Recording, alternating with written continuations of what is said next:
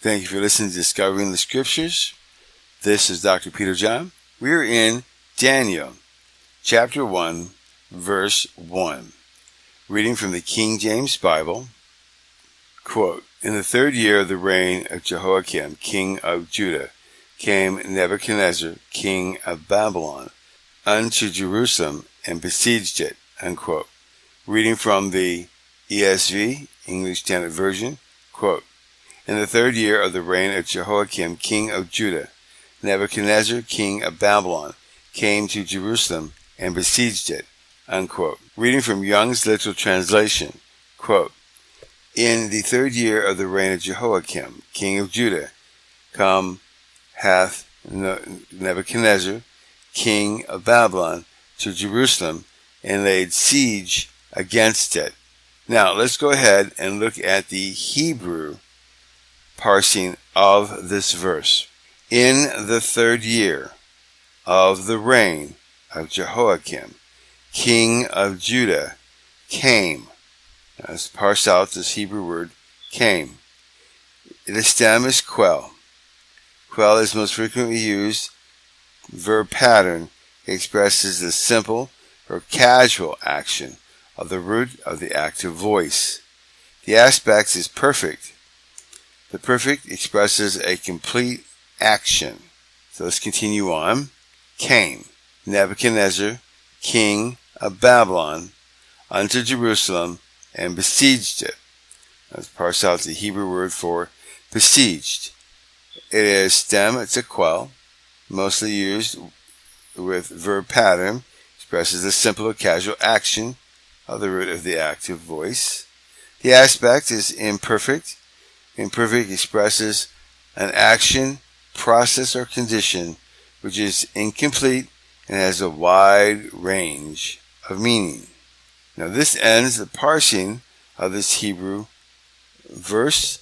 Let's look at John Gill's commentary and see what he has to say about this. Quote, "In the 3rd year of the reign of Jehoiakim, king of Judah," unquote, "at the close of it, and at the beginning of the 4th, which was the first of Nebuchadnezzar." Jeremiah chapter 25, verse 1, reading from the King James Bible. "The word that came to Jeremiah concerning all the people of Judah in the 4th year of Jehoiakim, the son of Joaz, king of Judah, that was the 1st year of Nebuchadnezzar, king of Babylon." Unquote. Continuing on, Jerusalem seems to have been taken twice in his time, and 2 captives in it. The first was in the 3rd or 4th year of his reign, when, humbling himself, he was restored to his kingdom, though he became a tributary to the king of Babylon. Daniel and his companions, who were carried captive with him, were retained as hostages, but after 3 years he rebelled. But it was not until his 11th year that Nebuchadnezzar came against him again, took him and bound him in order to carry him to Babylon, but he died by the way. See 2 Kings chapter 24, verse 1. Reading from the King James Bible. Quote, "In his days Nebuchadnezzar, king of Babylon, came up, and Jehoiakim became his servant 3 years. Then he turned and rebelled against him." Unquote. Continuing on. Some, as Jarchi and Saigayim, make this to be the 3rd year of his rebellion and the last of his reign. They suppose that he was conquered by the king of Babylon and became subject to him in the 5th year of his reign. That he served him 3 years and rebelled against him 3 years, at the end of which, quote, "came Nebuchadnezzar, king of Babylon, unto Jerusalem and besieged it," unquote, with his army and took it. In the same way it is accounted for in Jewish Chronicle, according to Bishop Usher.